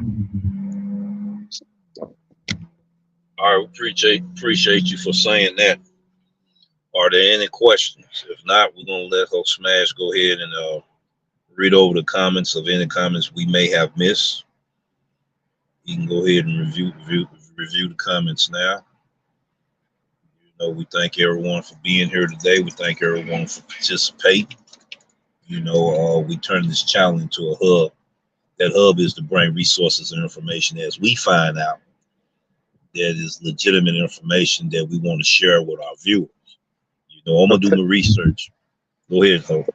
So Terry said, I'm gonna start telling them, yes, I know what it is. And then she had, crying with the crying emoji, the laughing so hard, crying emoji. And then information man just said yes. Um,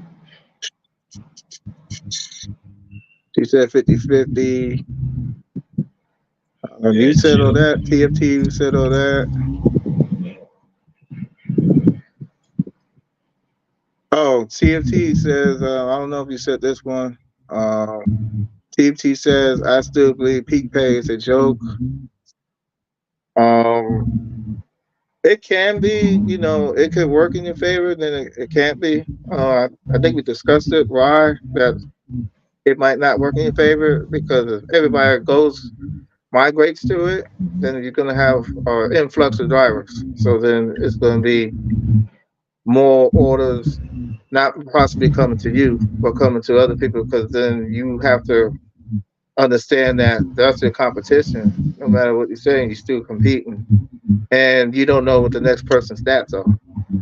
And then with these individual updates and stuff, some people got better opportunities for certain orders that'll come to their phone faster. Then you also have to understand that a lot of drivers have multiple phones. So with the multiple phones, they have other accounts. And with the other accounts, they have more of a chance of getting the order and passing it around, you know. So peak pay could be good, but it also could be bad. So if he's not wrong, it could be a joke because, like the surges, sometimes the surges is a joke too. So you just gotta just understand your market and know, not to always chase the peak pay. Just go around the peak pay. Let all those drivers go there. That way you don't have to worry about it. And then you go to another market, another area, and you can make your money. Right. Also experienced it from two different experiences. Experience he's talking about it from, and what Terry talked about it from is similar. I had experienced that as well. But there's a difference with the peak pay now. There is a difference. There is a change. We didn't have dynamic peak pay. Some drivers going to be able to take advantage of, some drivers are not going to be able to take advantage of due to the experience us three drivers talking about. Now, in my market, it's been very lucrative for me. People we don't believe that he made almost $50 off of 2 stack orders. I had to show the proof. I showed the receipt, and I explained the receipt. I explained the order details. I explained the strategy that I use. And all stack orders not going to be the same. Just like all orders not going to be the same. In my market, the peak pays was out the roof. Okay, on EBT. I see that I could get more money on EBT during that time. I made my decision. Okay, I can make just as much as those that's on that LOP. By my thorough observation, doing a 6-month case study I already have done now in this market. Already know where certain drivers are going to be at. I trained 30 of them. I know where they are. Now they can find me if they want to, but they're not going to go in certain areas I'm going to go in. And once again, ladies and gentlemen, it is market dependent, but it's more a factor on your decision making, on how you have the advantage over another driver.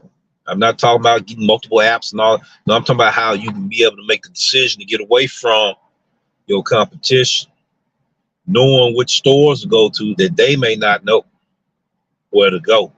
Is going to be the key factor on how you be the neighborhood service provider, delivery driver in certain markets, at certain restaurants. And we want to provide the information in this hub here to where that light bulb come on and say, okay, now we was knocking him for talking about doing that, but I could also do the same thing over here. He just turned the light bulb on to where I already know 3 business owners I can go to. I'm getting ready to make my money. It's going to be residual. It's going to be consistent. It's going to be sustainable. It's going to be profitable. So you got to find out where those resources is in your area.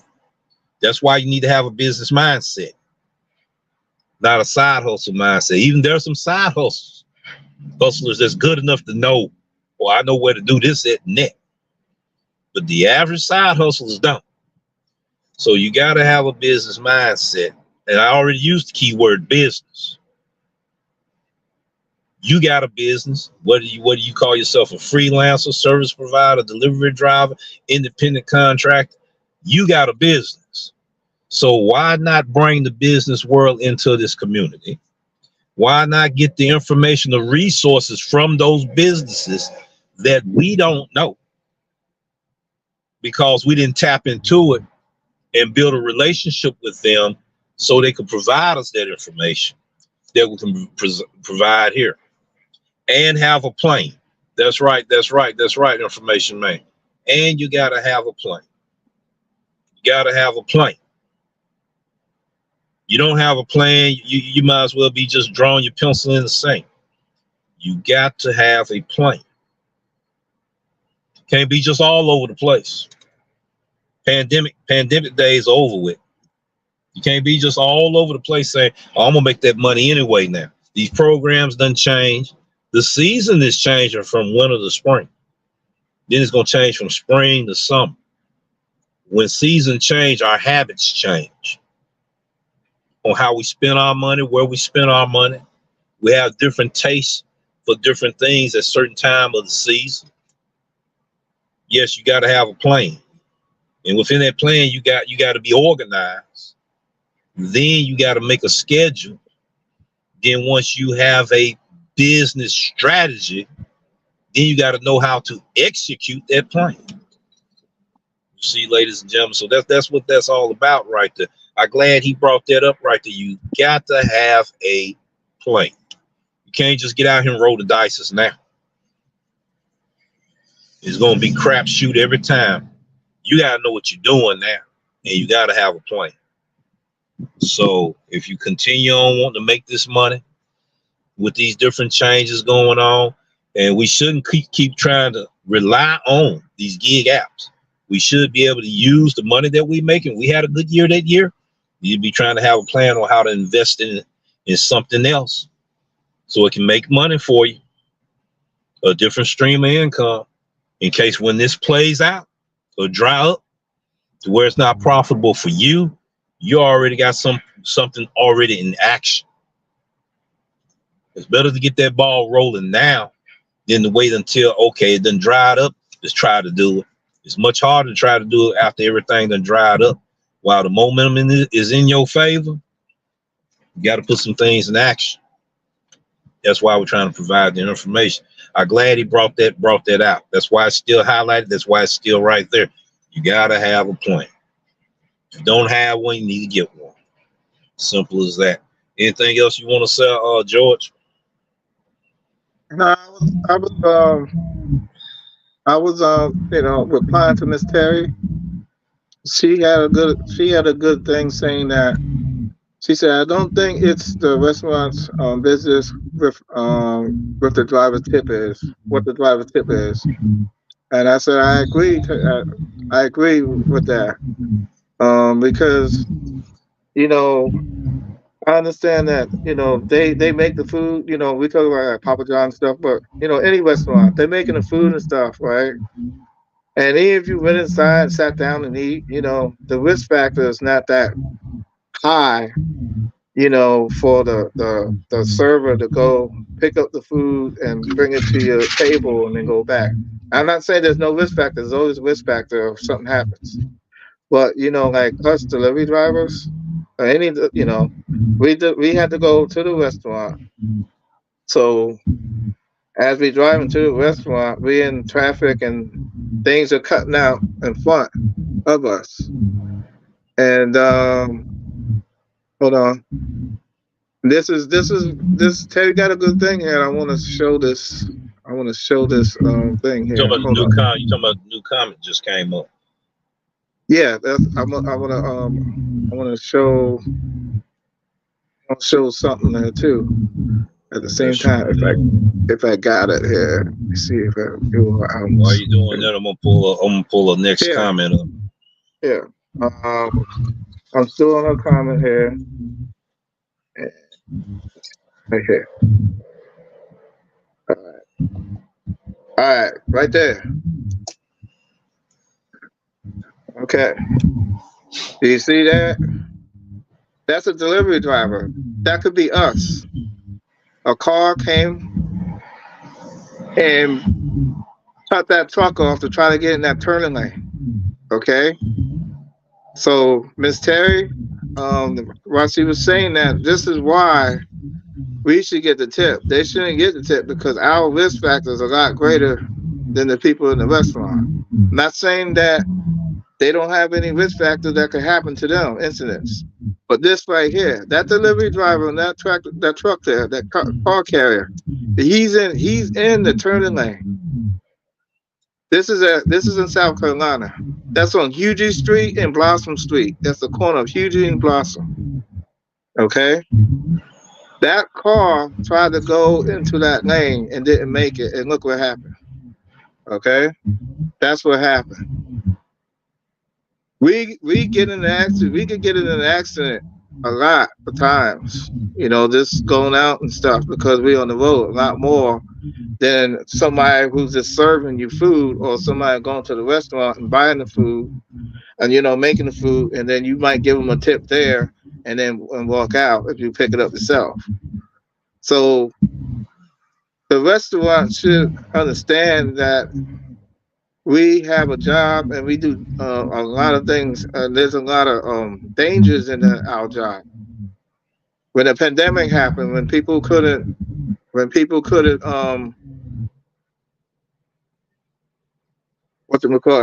go outside. We was out there, risking our lives. We didn't understand what the COVID is. We didn't understand that COVID. So we risking our lives to give you your food and products and stuff because they were saying that you can't go out because of that COVID. So why should you get the tips and we risk our lives and stuff like that? And this could happen. This happened last month, but this is fresh, and you see I'm not too far from the accident. This happened. Thank God that the people involved was okay and everything. I dropped off. I had to go back to base, drop off an order that, nobody picked. The person wasn't at the door. And then I went offline and I went back to see if everybody was all right. I drove back to that scene and see if people was all right. The lady who was in the white car was 75 years old, and the guy was only 45 years old in the truck. And he's more afraid that he hurt that lady, even though she was wrong. He's so afraid that he hurt the lady or what happened. So this right here is the reason why restaurants, if you're looking, why we should get the tip, not you guys. Okay? Yes, we all should be in there. We all want to deliver the food to the customer, yes, but you had to think about the hazards. What hazards do you have at your restaurant, and what hazards does the delivery driver have to give the food to? You got to take that into consideration. Safety is the most important thing for everybody. So, right here, I just want everybody to see that. So I really have a passion about we should get the tips. They shouldn't get the tip. No restaurant should get the tip from the driver unless it's the driver from the restaurant. They should get the tip. They do whatever they do because they work for that restaurant. But an outsource, they shouldn't get the tip. We should get the tip. So I agree with what Terry was saying there. I wanted to see that picture because that's why I agree. Well, I second that motion as well. It started back at the pandemic. I witnessed it with my own 2 eyes and ears and all of that. I'm right here in front of that restaurant right now. It's right here in front of me right now. And drivers used to treat it like you go to the barber shop, VIP service. I'm already getting ready to get up and get ready to get my hair cut, right? All of a sudden, John comes inside. The barber tell me you gotta wait another hour or two. This customer was already ahead of you. But it was a phone call made. Money exchange was a lot more. This person getting paid a lot more to bump me. Drivers was doing this in my market, right here at Old Charlie's, right here in front of me. $20, $30, $40, $50, even as high as $100. There's $100. Make sure that everybody else orders be on hold, and I'm gonna come in here at least 10 to 15 times. I make sure that when I come in here, my order's already ready. That was going on. So the thirst of money, people, make people greedy. You know, when we was in our W-2, you ready to get promoted to get that job. You worked hard for it. All of a sudden, everybody barking against you because they don't want you to get that position, that promotion, that money. So it don't that warehouse mentality or that W-2 mindset mentality here hasn't changed. You know, I think I had one address me the other day, right over here at Huey's. You know, it'd be nice to get them driver tips. I said, Miss, you don't even know the information that you sending me. You don't even know who you talking to. I'm just a regular driver to you, right? Let me break down the things that I do for employees that does an exceptional job. How I reward them. She was laughing at first till I showed them a channel. I said, I go by and I do an employee of the month. Only to the employees that does an exceptional job, right? I showed her that right there. The manager sit there, all of them sit there and said, we agree with you. They said, this guy's a hard-working guy. We appreciate what you do and all of that. I'm not saying every driver need to do what I do. That's not what I'm saying. You know, I told her right then and there, check my channel out. You'll see these things going on. And one dude walked in and said, oh, yeah, he definitely do that. He said, I bet you won't get one from him. She dropped her head. See, I don't know why they feel entitled to. They think they're supposed to get our tip. You know, you earn your tip on the inside already.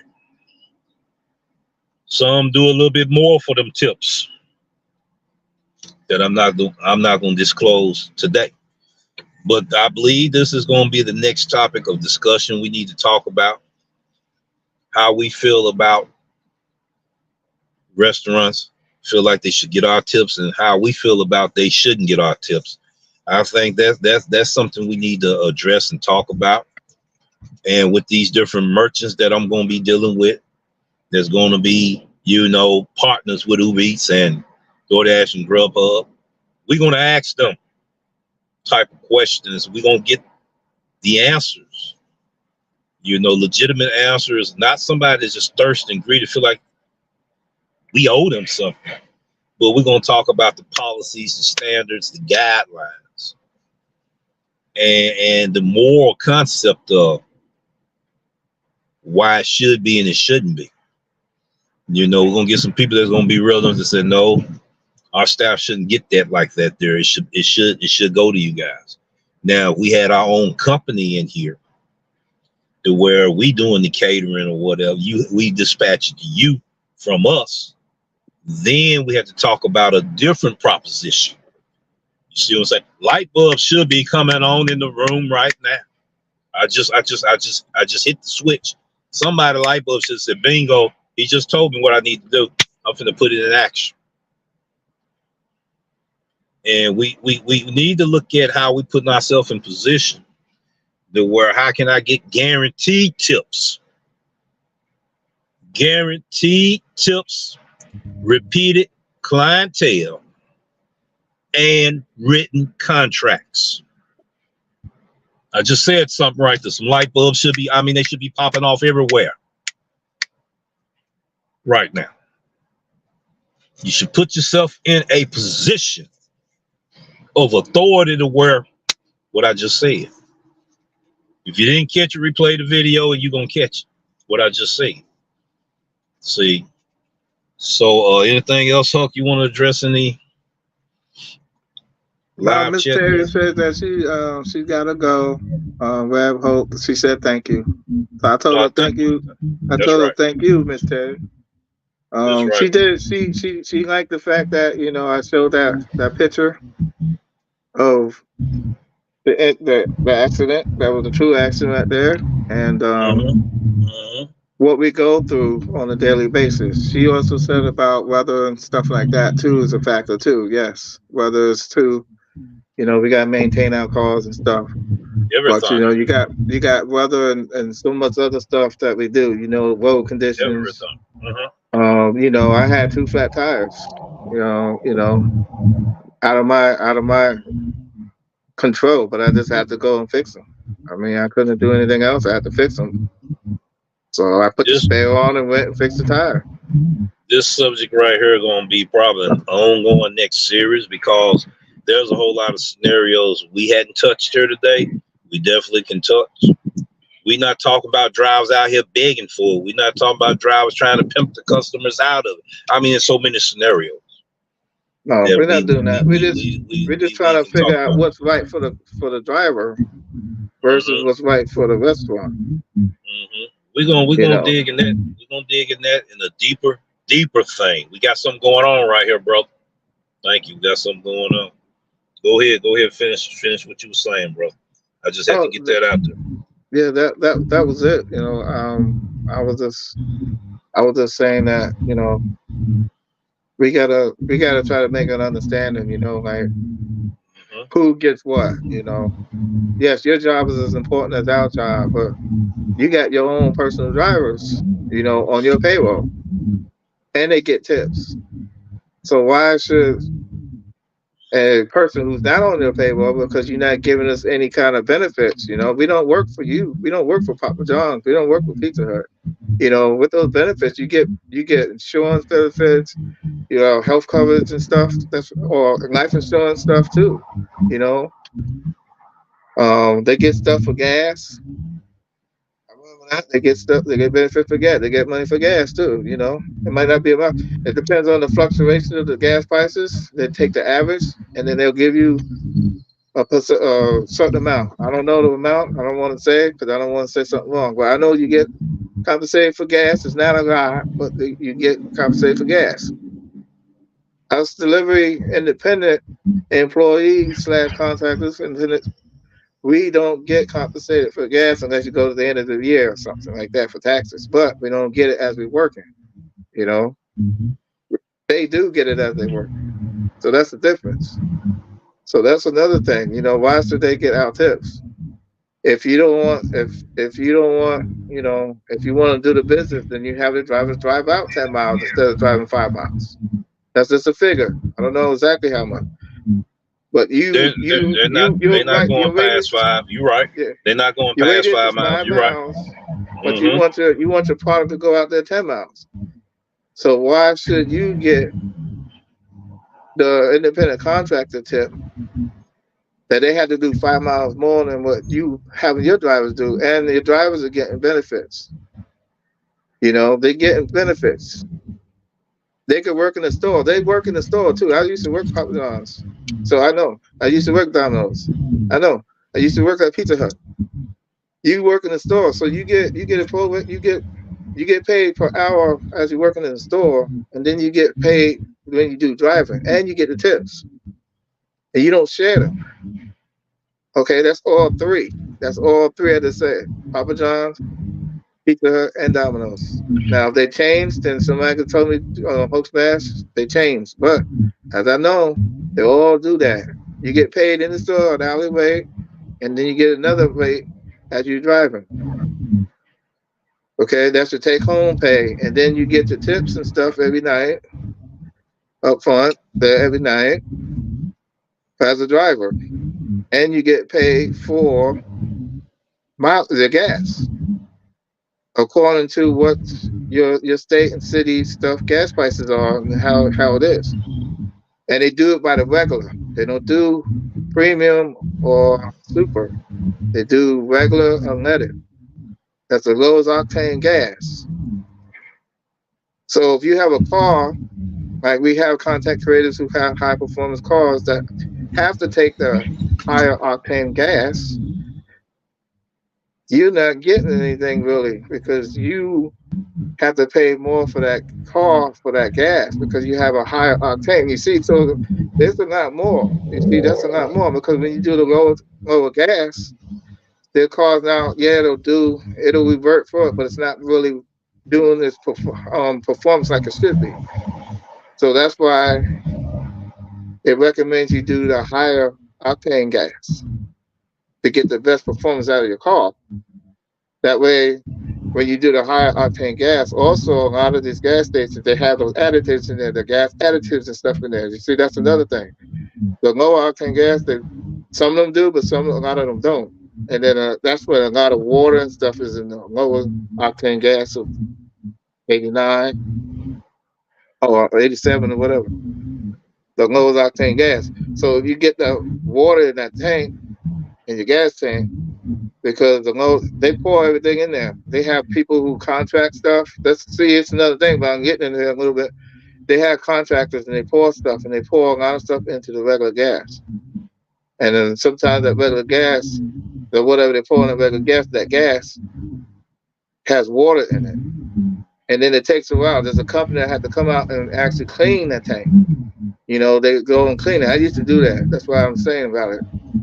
I'm not saying the company's name, but I don't want nothing on the show, but I used to work for a company like that. They would go and actually clean the tanks and the tank fields where you see the driver come and dumps the gas in. That's called a tank fill. And they had to clean that to get all the sludge and stuff out of there because the water gets built up from the condensation and all that stuff, rainwater and stuff coming out of that. You have spill buckets and stuff like that.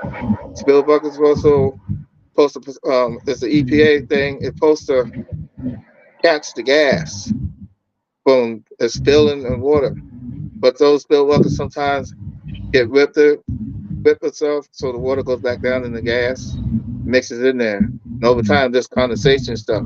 Condensation is nothing but water. So when you get a buildup of that goes into your tank.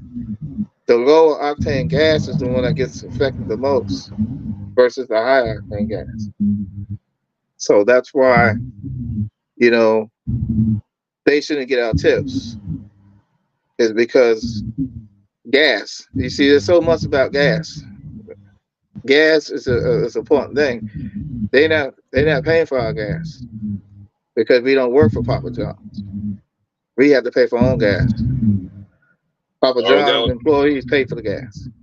All right, we got another question right here. I appreciate that so much. Charles Gray said, "Oh, Smash, did you get any repeated customers if you had worked that area before?" Yeah, I answered that earlier. I said, yeah, I had two when I was over there in Georgia when I worked that area. I had two repeated customers that I know of so far. I had two. All right, ladies and gentlemen, we done touch bases on all the comments here. We enjoyed your comments. We enjoyed your feedback.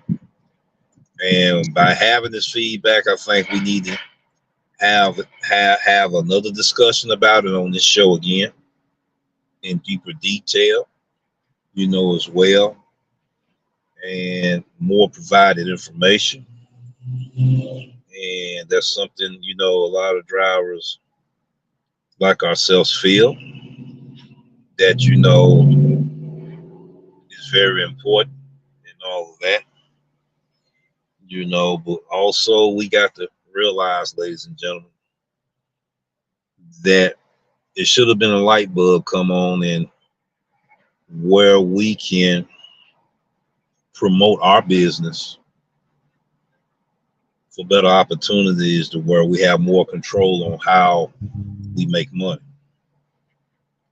Maybe you need to question yourself about this independent contractor thing and what level you want to take your business from being just an independent contractor or a freelancer, whatever they want to call us, by getting your business license, by learning how to write your own contracts, how to bid on this type of stuff, you know what I'm saying, or whatever business you want to get into, to where when you got it in writing, you have more control. Some light bulbs should be coming on right now. When you got your thing in writing, you have more control. I so often said in the past, titles and deeds, ladies and gentlemen, titles and deeds. That means contractual agreements that you are right, not these companies. You go into the areas where you writing the contract, you setting your prices. Some light bulbs should be coming on right now. But we're going to be bringing resource and information that's going to help everybody, get their thinking in the proper perspective of where, okay, I see I'm not having the control I'm supposed to have doing this. This is a stepping stone, but I'm building a network where I can start having that kind of control. You see, but I got to also provide the exceptional experience, that great experience too. So that's something to think about, ladies and gentlemen. I got to give Huck his dues today, and everyone that was here today, everyone deserves a round of applause.